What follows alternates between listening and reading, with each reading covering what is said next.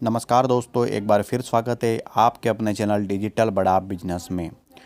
दोस्तों, आज के वीडियो में हम बात करने वाले हैं भारत एटीएम एप्लीकेशंस के बारे में। अगर आप भारत एटीएम एप्लीकेशन के रिटेलर हैं तो आपको पता होगा कि भारत एटीएम एप्लीकेशंस एक आईपीएस एप्लीकेशंस थी, जिसमें हम आधार के थ्रू पेमेंट निकाल कर उस पर कमीशन प्राप्त कर सकते थे। यह एपीएस के साथ साथ माइक्रो एटीएम और अन्य बिल पेमेंट जैसी सर्विस देती थी। भारत एटीएम एप्लीकेशंस अपने 5 लाख से ज़्यादा यूज़र होना ऐसा दावा करती थी। भारत एटीएम एप्लीकेशंस पिछले महीने बंद हो गई हैं। इससे पहले भी भारत एटीएम एप्लीकेशंस ने अपने रिटेलरों का अमाउंट मार्च 2022 से ही होल्ड करके रखा हुआ था। तो ये कंपनी कैसे डूबी, जिन रिटेलर का पेमेंट फंसा है वह कैसे निकलेगा, और बहुत सारी जानकारी हम वीडियो में आगे आपको देने वाले हैं, तो इसलिए वीडियो के लास्ट तक ज़रूर बने रहिए। भारत एटीएम एप्लीकेशंस एक नियो बैंक का ऐप था, जिसका एडवर्टाइज खुद सोनू सूद ने किया था, और इस पर विश्वास करते हुए, और सोनू सूद ने एडवर्टाइज किया, इस पर विश्वास करते हुए 5 लाख रिटेलर बनाने में इसको ज़्यादा समय नहीं लगा। हर कोई इस पर काम करने लगा, क्योंकि सोनू सूद एक नॉमिनेट अभिनेता है, और जिन्होंने कोविड में जिस प्रकार से काम किया, जिस प्रकार से उनको लोक प्रसिद्धि मिली, उसके बाद में लोगों ने उनके जो भी प्रोडक्ट उन्होंने एडवर्टाइज जिन भी प्रोडक्ट किया उन पर विश्वास जताया, और उस प्रोडक्ट की सेल बढ़ गई। ऐसे ही भारत एटीएम एप्लीकेशंस का भी उन्होंने प्रचार किया था, इसलिए इस एप्लीकेशंस पर लाखों लोग जुड़ने में बहुत ज़्यादा समय नहीं लगा। भारत एटीएम एप्लीकेशन ने शुरू में एयरटेल पेमेंट बैंक के लाइसेंस पर काम किया था।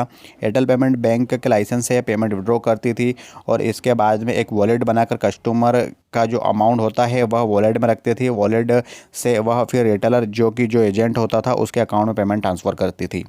इसके साथ ही यह एपीएस और माइक्रो एटीएम पर भी अच्छा खासा कमीशन देती थी, इसलिए इसका नेटवर्क बहुत ही जल्दी भारत में फैलने लगा। लगभग हर राज्यों में भारत एटीएम के रिटेलर मौजूद हो चुके थे। यहाँ तक तो सब ठीक चला, लेकिन मार्च 2022 के अंदर आईसीआईसी बैंक का जो सर्वर था वो क्रैश कर गया, और उसके अंदर जो भारत एटीएम के रिटेलर का अमाउंट रखा हुआ था वह होल्ड कर दिया गया। इस होल्ड अमाउंट में किसी रिटेलर के 10,000 रुपये तो किसी रिटेलर के 2-2 लाख रुपए तक उसने होल्ड कर दिए। यहाँ से रिटेलर का विश्वास इस एप्लीकेशंस पर कम होने लगा। पहले तो एप्लीकेशंस ने बताया कि यह अमाउंट आपका 1 महीने में रिलीज़ कर दिया जाएगा, लेकिन फिर यह तारीख बढ़ती गई। 1 महीने से 2 महीने, और 2 महीने से अब 2023 तक आ गया, लेकिन रिटेलर का होल्ड अमाउंट वापस रिलीज़ नहीं हुआ। जिसके बाद भारत एटीएम के रिटेलरों ने भारत एटीएम पर काम करना धीरे धीरे बंद कर दिया। लेकिन इस स्थिति में भी भारत एटीएम ने अपना काम बंद नहीं किया। भारत एटीएम ने जो होल्ड अमाउंट था उसका पीपीटी फाइल लगवाया, और जिन भी कस्टमरों के या फिर रिटेलरों के अमाउंट को होल्ड किया था उसका पीपीटी फाइल लेकर आईसीआईसी बैंक के अगेंस्ट भारत एटीएम के अनुसार उसने आईसीआईसी बैंक पर कोर्ट में केस किया। लेकिन केस तो केस होता है। भारत एटीएम के रिटेलर का अमाउंट अभी तक यानी 2024 तक भी अब रिलीज़ नहीं हुआ था।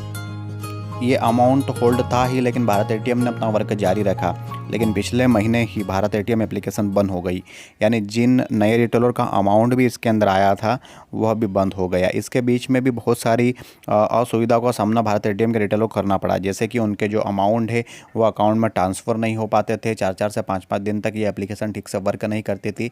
इस प्रकार भारत एटीएम का जो बड़ा नेटवर्क था वह धीरे धीरे समाप्त होने लगा, और अब भारत एटीएम पूरी तरह बंद हो चुकी है। लेकिन उन रिटेलरों का क्या, जिनका पेमेंट इसके अंदर होल्ड रखा हुआ है, जिनके कहीं 10,000 रुपये तो कहीं 2 लाख रुपए रखे हुए हैं, कस्टमरों को तो उन रिटेलरों ने अमाउंट अपने पास से दे दिया, लेकिन उन रिटेलर के अमाउंट का अब क्या होगा।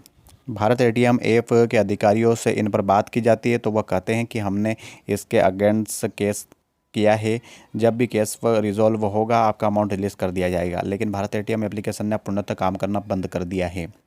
तो ऐसी स्थिति में जिन रिटेलर के अमाउंट रखे हुए हैं 2 लाख रुपए, 1 लाख रुपए, 10,000 रुपये, उन वह अब अपना जो फाइल है वह कोर्ट में जाकर भारत एटीएम के अगेंस्ट कर सकते हैं।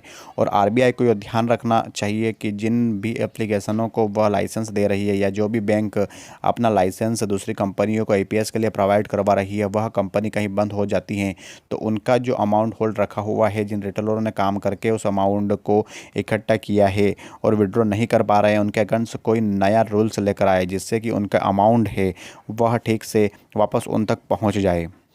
जब हमने इस पूरी डिटेल्स पर एक एडवोकेट से बात की तो उन्होंने कहा कि आप इस पर केस फाइल कर सकते हैं, आरबीआई आपका पेमेंट ज़रूर दिलाएगी।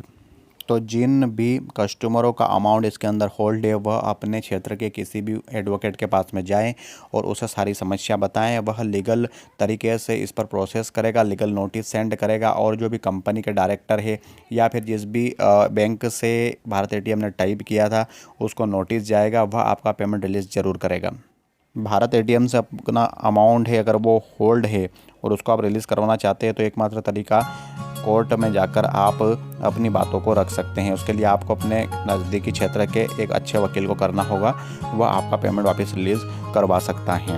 इससे रिलेटेड अगर आपको और कोई जानकारी चाहिए तो कमेंट बॉक्स में कमेंट कर सकते हैं, हम आपकी कमेंट्स रिलेटेड वीडियो ज़रूर लेकर आएंगे। अगर आप हमारे चैनल पर नए हैं तो चैनल को लाइक और सब्सक्राइब जरूर कर लें। मिलते हैं एक और नए वीडियो में, जब तक के लिए आप सभी दोस्तों को जय हिंद।